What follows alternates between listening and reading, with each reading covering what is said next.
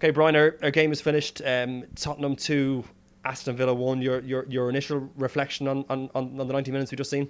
I think overall Spurs deserved to win the game, Bear. They didn't start the game well, looked very ill at ease with I suppose with the way they were trying to play it out from the back, and Villa went on a high press and disrupted them from the off.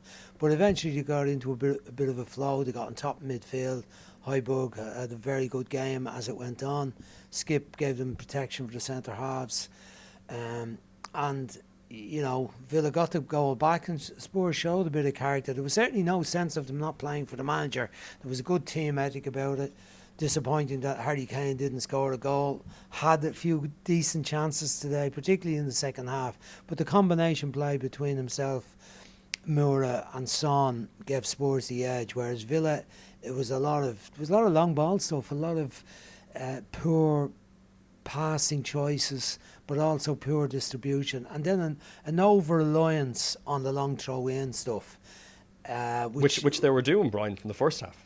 Yeah, well, from the start of the match, I mean, I can understand the team. They have qualities. They've got someone that can throw the ball right into the 6-yard box, and they've got a lot of big players. I can understand teams using that, but it just seemed like an over-reliance on today. There was no variation to it, and Spurs handled that well. Villa got a good goal to get themselves back into the match. Spurs come back, got the second goal, and I think overall just about deserved to win it. So Spurs, 3 defeats in a row, massive pressure on Nuno Espirito Santo. What does this win today ahead of an international break do for where Spurs and their manager are at? I think I'm not sure whether it was massive pressure. Certainly a lot of criticism and a lot of conjecture about where Spurs are at the moment, because while they won the first 3 games and he got manager of the month, I think after the first 3 games of the season, I didn't think they played particularly well in most of those games. All those games I thought they were on the back foot, and they just about won them. But they didn't.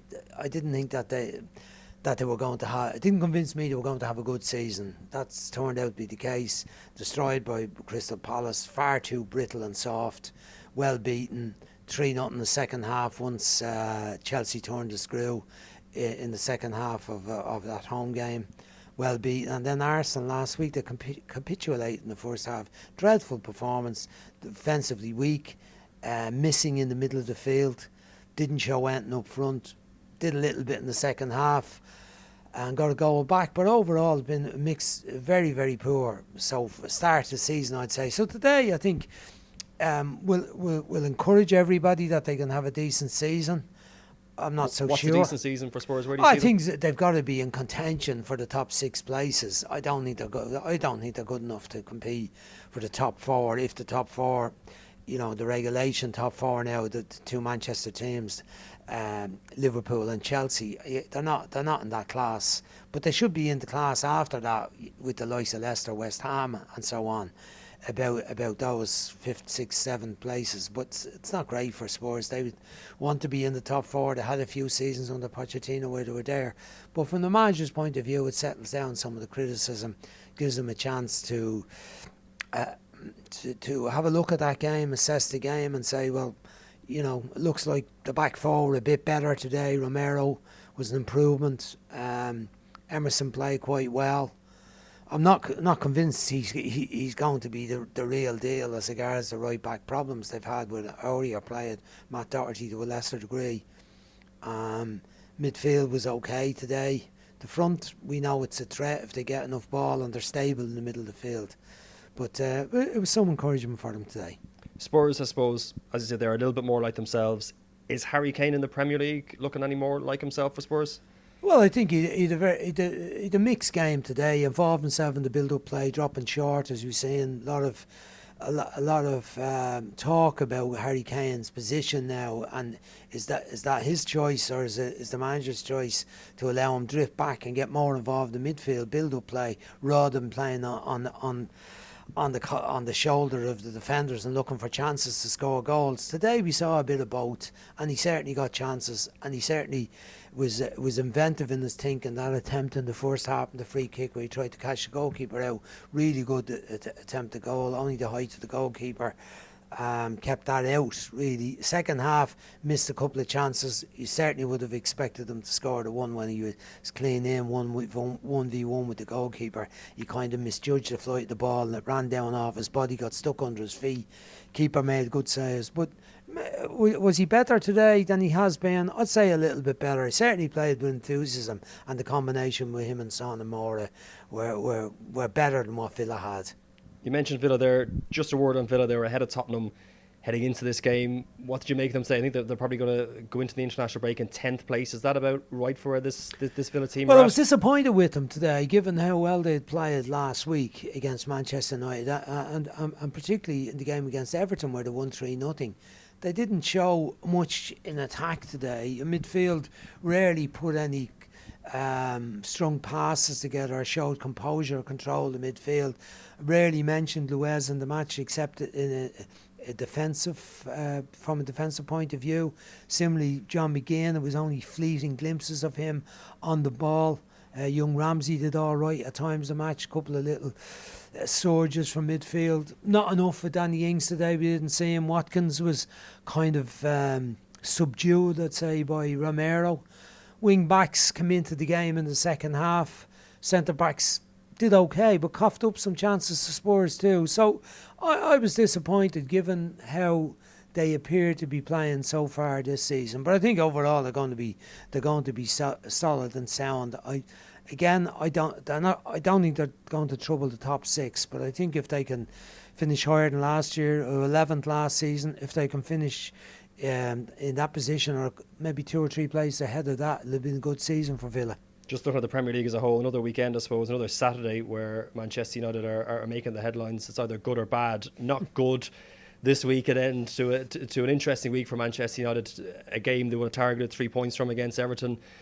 Where are they at, or where are they going? Should be more the question under Ole Gunnar Solskjaer. Well, I think the thing that caused them the greatest problems last year was away draws. Home draws and away draws. They have this sensational away record where 37 games unbeaten away from home in the Premier League.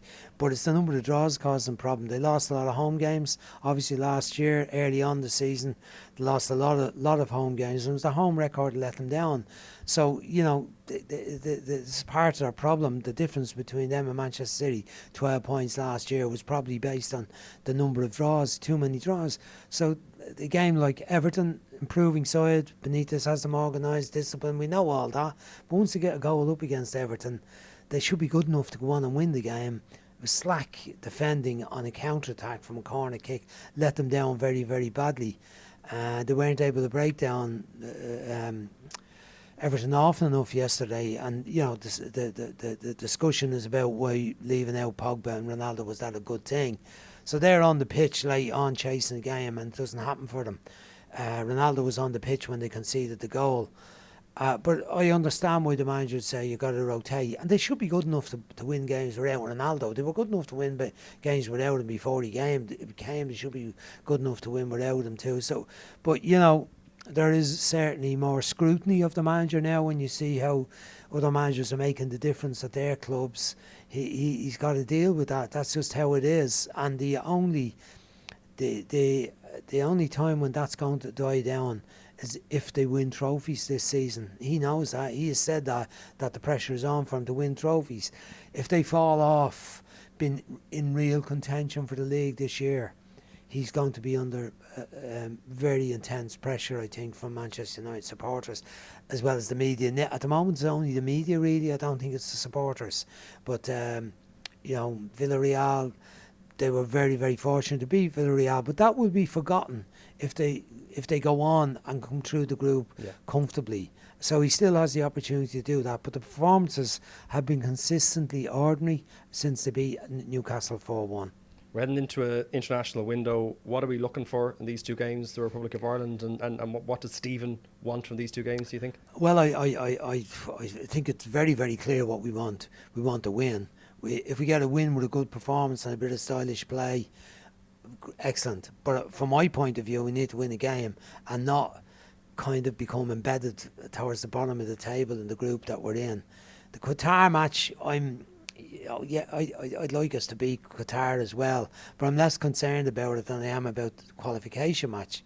Why we're playing Qatar again, I understand why it's happening, but at the same time I wouldn't be happy about it. It's similar to us that we used to play Oman regularly in friendly matches.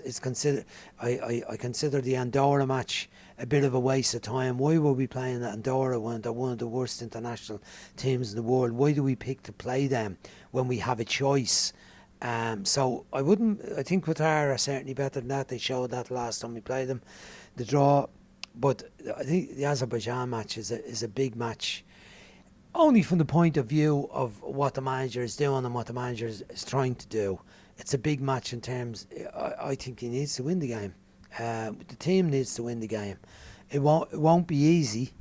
I don't mind if we don't have an awful lot of possession in the match, and if we're lucky to win the game, I'd settle for that, because we've had so many games where the narrative after the game that we were told was, well, we played very well and we created lots of chances, and the style was very neat and tidy, and we deserved more. I'm not sure that has been the case. A lot of the games I thought we got what we deserved, and we didn't deserve any more than what we got. In this game, if we get a bit more than we deserved, I'd be more than happy with that, because international football is about winning games. Yes, it's about developing players, and everybody wants us to play with a bit of style.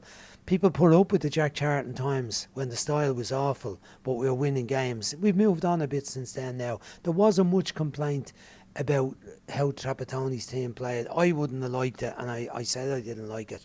But the general public and football people put up with it because we qualified. We got to Poland. We saw how that went. There wasn't much complaints about Martin O'Neill either when we got to France. So, you need to win international football matches. There's an expectancy. Every country thinks they should be doing better than they are. Every population, I even found it myself when obviously I managed 2 countries, and I knew about that. Every country thinks their results should be better than what they are, except if you're Portugal and you win the tournament, or Italy and you win the last European tournament. That's just the reality of international football. But we should certainly be getting better results than what we've had over the last couple of seasons. You mentioned it's all about getting results, Brian. Are you confident? Well, it's not all about getting results. Well, it's the most important thing. You have got to consider the fact that you've got to prepare players for the future and the next tournaments and so on. And you've got to consider the style of the game as well, depending on if you have a certain philosophy. You've got to evaluate the players you have and play a style that's appropriate with the quality of the players you have and the opposition that you have. I don't think that you can decide, I'm going to play this style of game no matter what the quality of the players I have and no matter what the opposition is. I think you've got to take a balance on all of those issues. Well, on that, if let's be honest, we need to get the result in the qualifier. Are you confident that this Ireland team can go out next week and beat Azerbaijan? No, there's nothing to suggest that you could be overconfident. You'd be confident about that. I mean, we've not done it. They've not done it in any of the matches so far. We've had performances in some of the away games. Say we played quite well in Serbia. But you look at the Luxembourg home game, Azerbaijan home. We didn't do it. So you can't be overconfident that to go to Azerbaijan and do it. Azerbaijanis will see us as a team that they have a chance of winning against, and that's how they'll approach the game. So they'll be trying to disrupt our play. They'll be trying to suck us on, allow us to come into midfield, make some mistakes, hit us on the counter. Are we ready for that? We'll have to be ready for that. Then they'll want to defend against our set pieces, the big strong men up in the box, Shane Duffy, the threat he'll pose, and so on. They'll try to prepare themselves as best as possible to deal with that.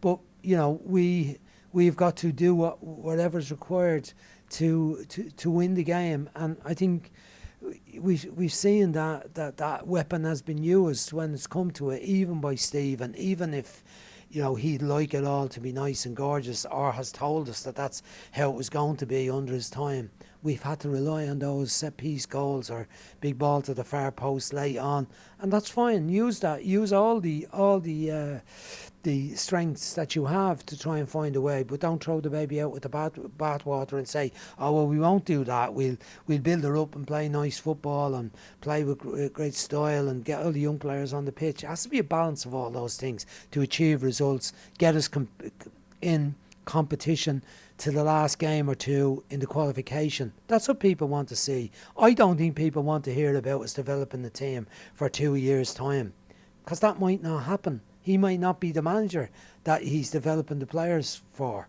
So try and get some results now when you're in it.